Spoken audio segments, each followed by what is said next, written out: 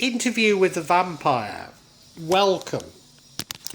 There are two phenomena that I'm going to introduce very quickly. The first is the Mandela effect, and that was the belief that Mandela had died in prison. Many people believed it, and he in fact didn't die until long after his prison release in 2013. And I suppose the title of this interview with the vampire is an example of that, because most of us believe that the real name of the film is Interview with a Vampire and not Interview with the Vampire. And the second is the concept of synchronicity, that two separate, seemingly unrelated events or experiences can be intertwined even though there's no evidence to suggest they are. And that these events are not linked in any.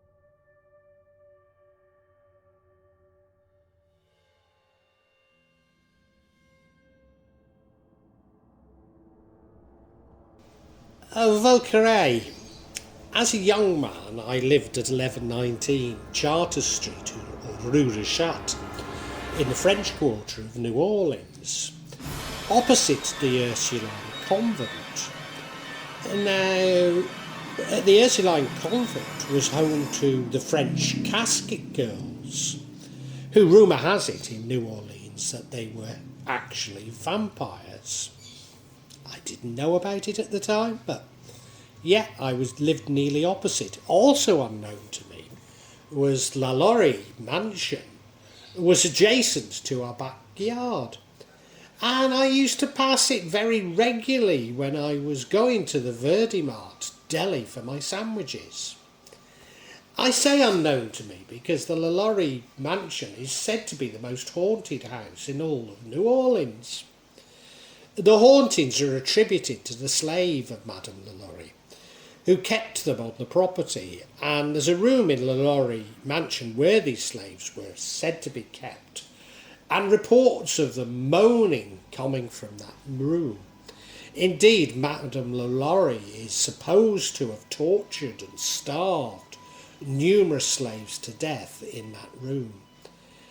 Phantom footsteps echo throughout the house with regularity, and many people who've stood near the house have reported feeling as they were taken over by negative energy.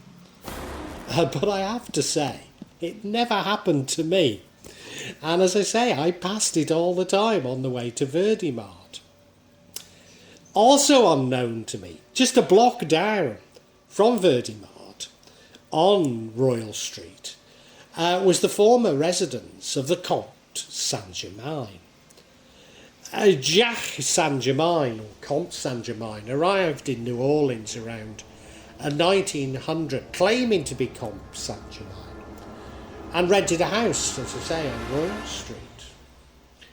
He was very handsome, very elegant, entertaining, extravagant, mysterious. He's a little bit curious, and his reputation preceded him. He was soon a hit within New Orleans society. He claimed to be known for his knowledge, charming wit, and seemingly ageless presence.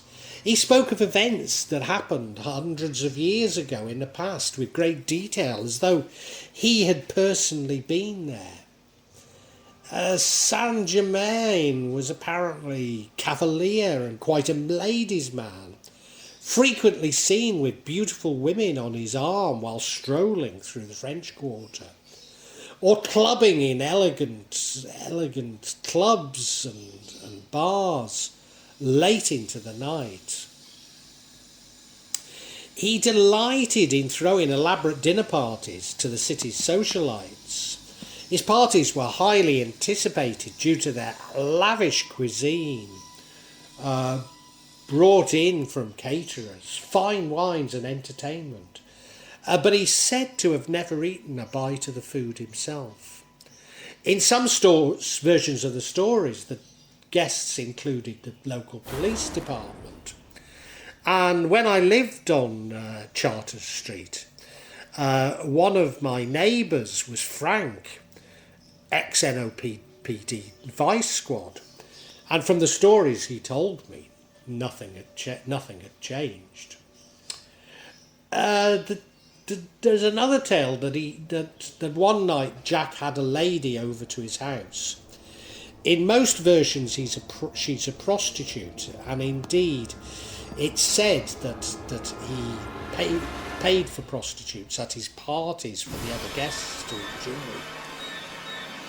And he invited her to the party with many of the up-and-coming elite of New Orleans. But after a while, he asked her onto his second-floor balcony and attempted to bite her neck. She freaked out and was able to distract him long enough to take the only escape she had, jumping off the balcony onto the pavement below. The story says that she was completely terrified and had drops of blood trickling down her neck. People surrounded her and the police were there in no time, but she later died that evening in Charity Hospital in New Orleans. When the police investigated the crime, they went into Jacques' home to make sense of the incident.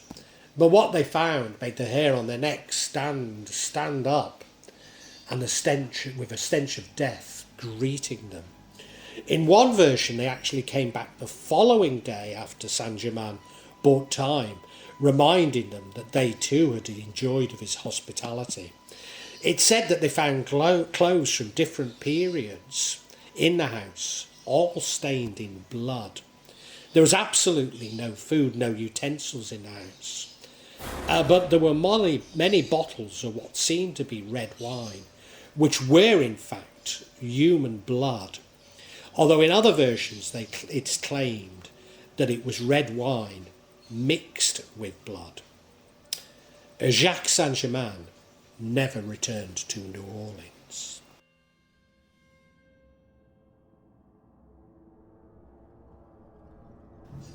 Count Saint Germain, the facts. The Count claimed to be the son of Francis II Rakowski, the Prince of Transylvania, which could possibly be true or it could be unfounded. However, this would account for his wealth and his good education. The will of Francis II Rakowski mentions his eldest son, Leopold George, who's believed to have died at the age of 4.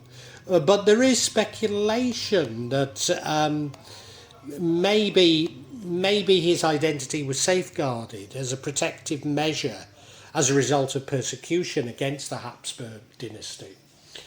At his time of arrival in Schleswig in 1779, Saint Germain told Prince Charles of Hesse-Kassel that he was 88 years old, and this would place his birth at 1691 when Francis II Rakowski was only 15 years old. But I guess it's still possible. Saint Germain was supposedly educated in Italy by the last of the Medicis, Gian Gastoni, his alleged mother's brother-in-law. He was believed to be a student at the University of Siena. Throughout his adult life, he deliberately spun a confusing web to conceal his actual name and origins, using different pseudonyms in different places of parts of Europe that he visited. He appears to have begun to be known under the title of the Comte or Count Saint Germain during the early 1740s. According to David Hunter, the Count contributed some of the songs to La Constanza de Lusa, an opera performed at the Haymarket Theatre in London.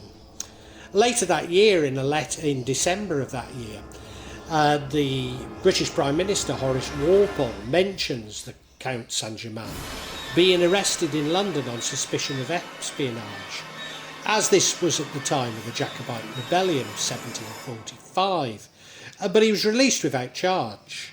Walpole concludes that the Count was a man of great quality and had been been designed for the church.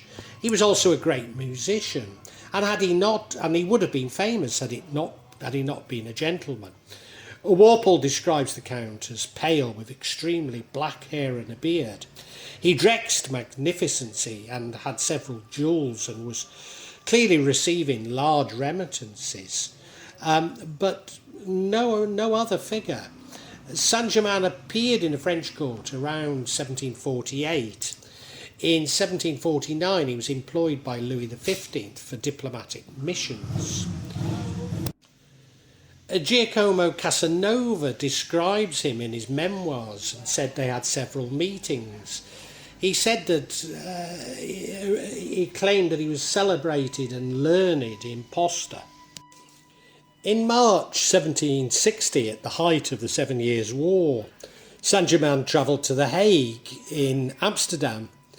To The Hague, and in Amsterdam he stayed with the bankers Adrian and Thomas Hope, and he pretended that he came to borrow money for Louis XV with diamonds as collateral.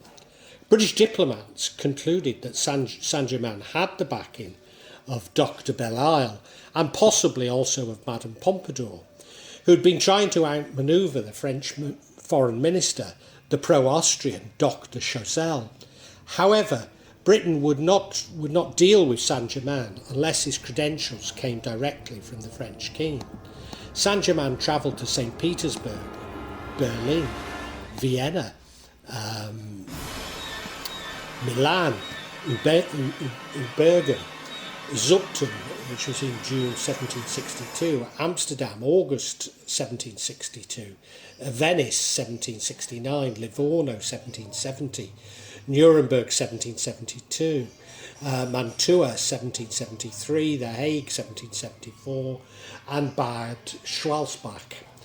In 1779, Saint Germain arrived in Altona in Schleswig, where he made the acquaintance with Prince Charles of Hesse-Kassel, who also had an interest in mysticism and was a member of several secret societies.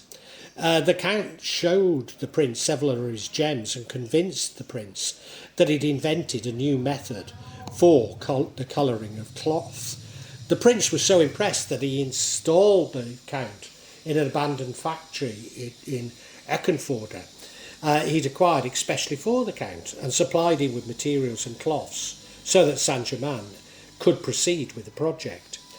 The two men are said to have met frequently in the following years. The prince fitted a laboratory for alchemistry experiments in his nearby summer residence in Louisenlund, where they, amongst other things, cooperated in creating gemstones and jewellery. The prince later recounts in a letter that he was the only person with whom the Count truly confided. The Count died in his residence in the factory on the 27th of February 1784. Now remember that date, 1784, because that's important. While the prince was staying in Kassel, the death was recorded in the register of St. Nikolai Church in Eckernförde. He was buried on the 2nd of March, and the cost of the burial was listed in the counting books of the church the following day. The official burial site at the church, there is an official burial site, although he was buried in a private grave.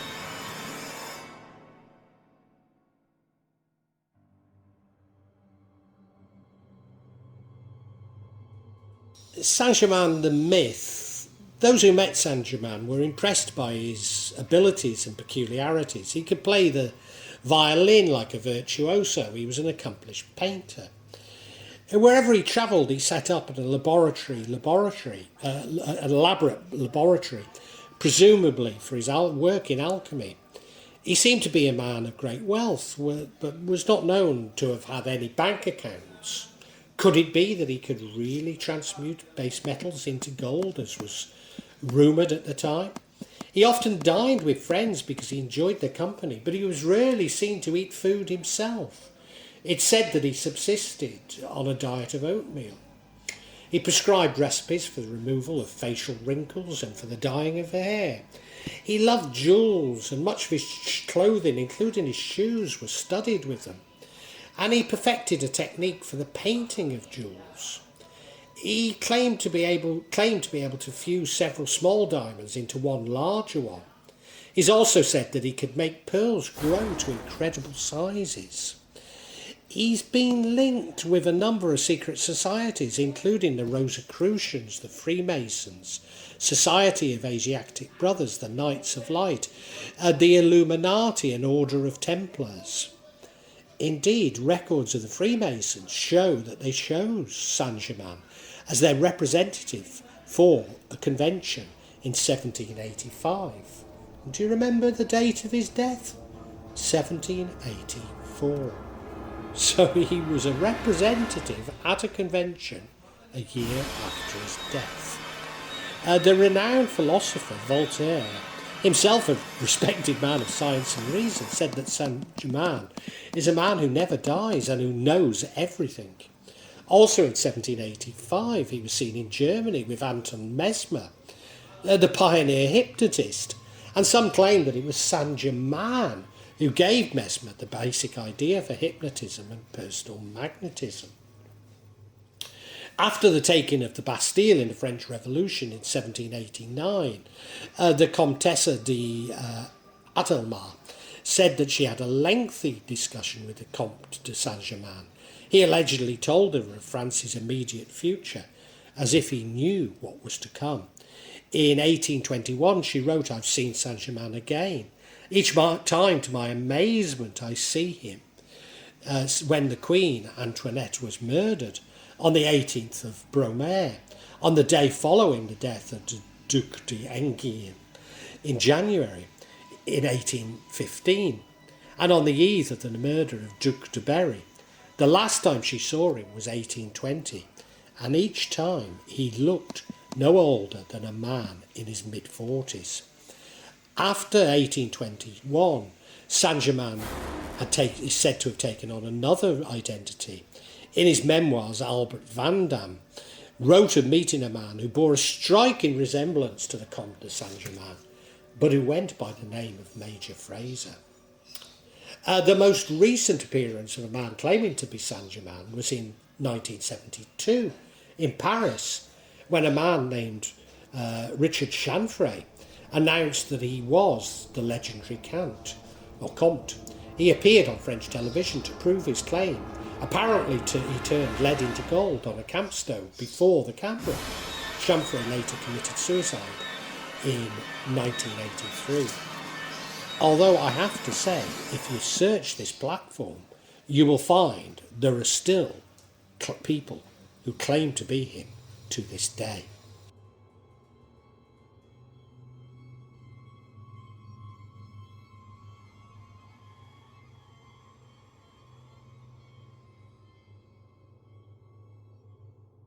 Ascended Master. Between 1880 and 1900, Saint Germain's name was once again became prominent when members of the Theosophical Society, including the famed mystic Helena Blavatsky, claimed that he was still alive and working towards the spiritual development of the West. There was even an allegedly genuine photo taken of Blavatsky and Saint Germain together. Indeed, to the Theosophists, Saint Germain is an ascended master. It's said that he was the ruler of a Golden Age civilization, a city called the City of Sun, 70,000 years ago, located in the then lush and verdant area that's now the Sahara Desert, which was originally a colony sent out from Atlantis, but some 13,000 years ago. He was a high priest in Atlantis, serving in the order of Lord Zadkiel in the Temple of Purification, located on the Atlantean colony that he had been sent out from the main island of Atlantis, that had been established on what is now called Cuba. Samuel the 11th, he's claimed to be Samuel the 11th century BC religious leader in Israel, who served as a prophet, priest, and the last of the Hebrew judges. Theosophists also claim that he's Hesiod, the Greek poet whose writings were a major source of insight into Greek mythology and cosmology around 700 BC. Saint Joseph, the 1st century AD, of Nazareth, husband of Mary and guardian of Jesus. that he was Saint Alban, the late 3rd or 4th century town of Verulamium, later renamed St Albans in Hertfordshire, England, who was the first British martyr because he'd sheltered a fugitive priest becoming a devout Catholic, and was put to death for disguising himself as the priest so that he could die in his place. He's said to be Proclus, circa 410 to 485 AD in Athens, the great Greek Neapolitan philosopher. He headed the Platonic Academy and wrote extensively on philosophy, astronomy, mathematics and grammar. He's also said to be Merlin, 5th, 6th century British magician, counsellor to King Arthur at Camelot, who inspired this establishment of the Order of the Knights of the Round Templar. Or maybe he was Roger Bacon, circa 1220 to 1292, the philosopher, educational reformer and experimental scientist, forerunner of modern science renowned for his investigations into alchemy, optics, mathematics and language. Organiser behind the scenes of secret societies in Germany in the late 14th and early 15th century. The creation of the possibly fictional character Christian Rosencreutz, who was inspired by his efforts. Maybe he was Christopher Columbus, 1451 to 1506, believed to be born in Genoa, Italy, and settled in Portugal. Landed in America in 1492 during the first of the voyages of the New World, sponsored by King Ferdinand and Queen Isabella of Spain. Or maybe he was Francis Bacon, 1561 to 1626 of England, philosopher, statesman, essayist and literary master. Maybe, as Theosophists claim, author of Shakespeare's plays, father of inductive scientist and herald of the scientific revolution. There are many theosophical books claiming to be written by Saint Germain, and indeed, if you look on this platform, many of them have been turned into audiobooks. Saint Germain is regarded as the Chohan of the seventh ray. The seven rays are the metaphysical principles that govern both individual souls and the unfolding of the 2,158-year-long astrological age. Since, according to Theosophy, we are transitioning into the next astrological age, the age of Aquarius, which is governed by the seventh or violet ray. Saint Germain is sometimes called the hierarch of the age of Aquarius. Saint Germain is believed to be the great champion of freedom, and his mission is to make sure that the age of Aquarius becomes a new golden age for mankind. So he's most noted for this violet light, a concept not unlike the brilliant white light that I have experienced and talk about frequently. Maybe I shouldn't be so sceptical of Saint Germain, but as you can tell, I am.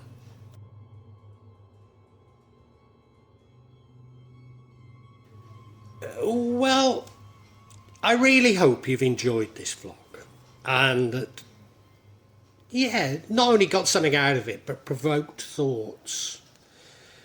I'm not here to push my beliefs, my thoughts on you, only to open up your own thinking, get you thinking about the world and life.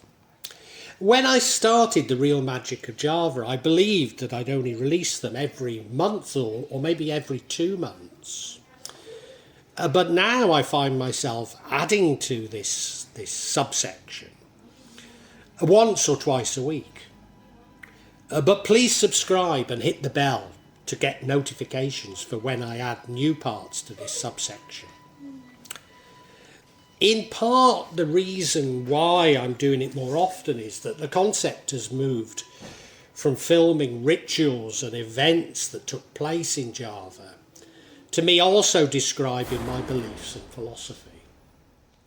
And that does come in response to people expressing an interest in it.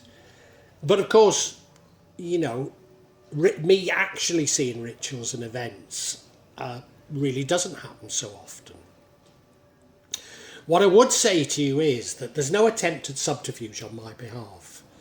And when I do experience rituals, I will include them for you to see. And as I say, there's no way I'm trying to mislead you. And if I believe there is subterfuge, if I uncover it, I will point it out to you. I'm trying to be as honest as I can be.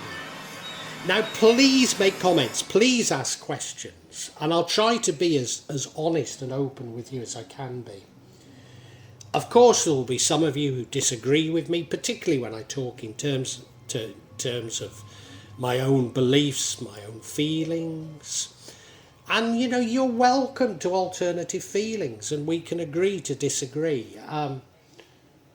Sometimes I find that people on YouTube can be unnecessarily attacking and aggressive, and at times I don't restrain myself enough, and I apologise, but it's not my intention to put anybody down, you know.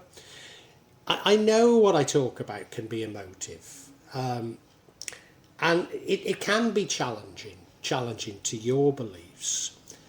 But, you know, I'd love to enter an open discussion, a heartfelt discussion. But unfortunately, I often come across things that are,